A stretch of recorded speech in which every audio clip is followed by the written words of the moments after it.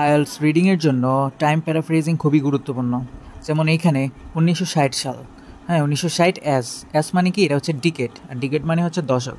দশক মানে হচ্ছে 10 বছরের সময়কে বোঝাচ্ছে, আর এটা যেহেতু 1960 দশক, তো সেই ক্ষেত্রে 1960 থেকে 1969 এই সময়টাকে হচ্ছে দশক।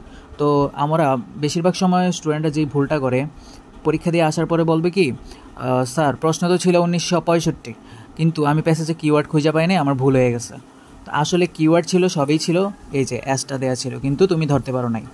তারপর আছে হচ্ছে 1970 অ্যাস মানে ডিকেট, দশক। তো 1970 থেকে 1979, তো এটা হচ্ছে এই এক দশক। তারপর আসে যেমন 20 সেঞ্চুরি মানে হচ্ছে শতক, মানে এক শতক। শতক মানে হচ্ছে 100 বছর, 1901 থেকে 2000 সাল পর্যন্ত হচ্ছে এক শতক। যেমন প্রশ্নে দেয়া থাকলো যে 1905 সালের কিছু একটা, তো 1905 সালে কিছু একটা, কিন্তু তুমি প্যাসেজে খুঁজলা, কিন্তু দেখলা যে 20 সেঞ্চুরি দেওয়া আছে, কিন্তু 1905 নাই। তো সেই ক্ষেত্রে এই যে 20 সেঞ্চুরি মানে এই যে এই শতক বোঝায়। তারপর 19 সেঞ্চুরিও সেম, 1801 থেকে 1900 সাল। তারপর হচ্ছে 1905, এটা হচ্ছে বিগিনিং অফ 20th সেঞ্চুরি। যেমন আমার প্রশ্নে যদি থাকে বিগিনিং অফ 20th সেঞ্চুরি, দেন আর ইয়াতে থাকে যদি কি বলে, প্যাসেজে যদি থাকে 1905, দেন এটা বুঝে নিবা যে এটাই হচ্ছে কিওয়ার্ড।